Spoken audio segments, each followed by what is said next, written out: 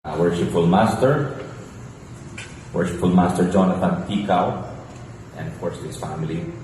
To our past Grand Master and inspirational speaker, no less than the former Chief of the Philippine National Police, Most Worshipful Abelino Sanchez Jr. Sir. To our Senior Grand Warden and my mentor in Masonry, Right Worshipful Raul.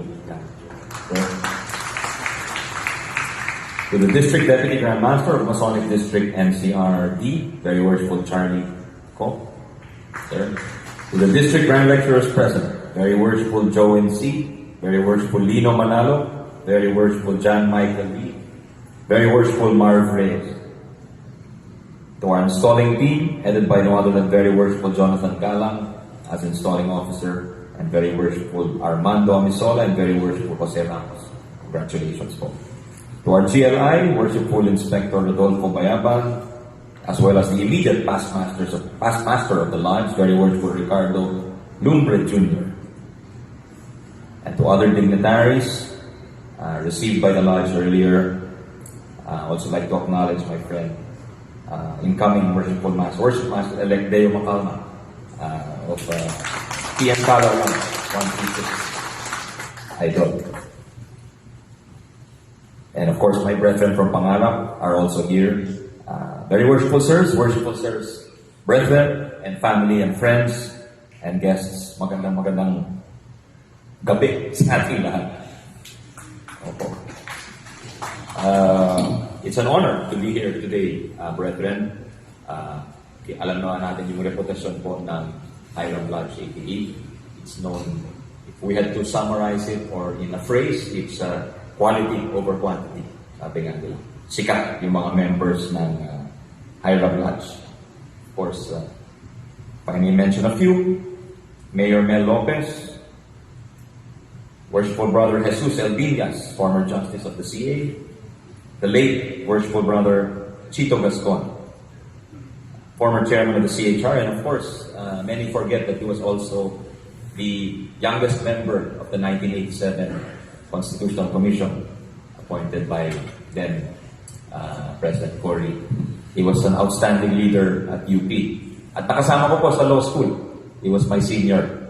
Nung pumasok po ako sa UP sa 1995, he was a senior and he was already a known campus figure. And during, I think, his third year or his last year, nanalo po yung UP dun sa Philip Jessup debate. Yung international law debate. International po yun. Tinalo po nila. He was a member of the team that defeated many law schools abroad. So mahusay na tao. At it was really a loss not only to the brethren but to the country when he left us too soon.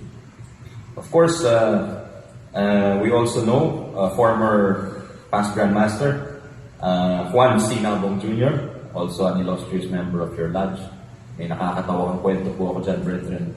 Nung ako'y batang abogado, around 2000, nag-appear po ako sa kanya, sa sala niya sa Manila, if I'm not mistaken. RTC Manila, no? Si Motorsport na po. He's also the senior brad namin sa Sigma Rho Fraternity ni Right Worshipful Raul and some of our brethren sa Pangarap.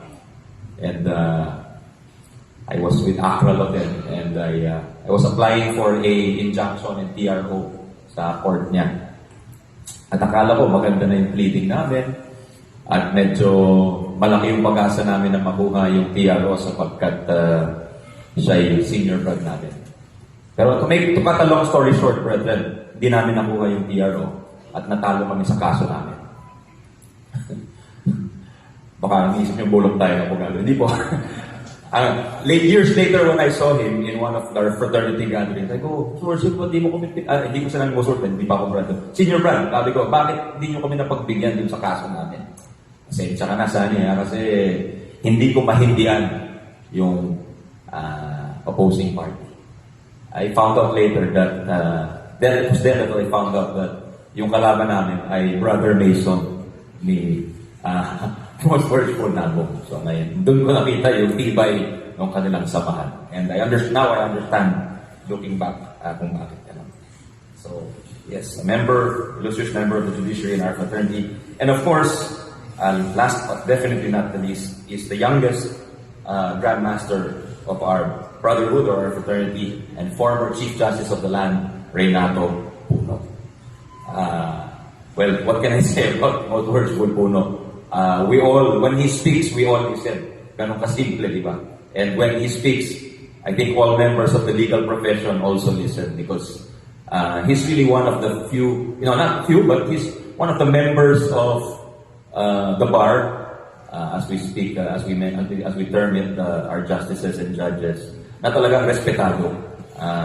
Kahit hindi siya nag-Chief Justice, respetado pa rin siya as an academic scholar. And yet, as Chief Justice, he made his mark, or the country, yung writ of kalikasan, yan po ay pinag-isipan po.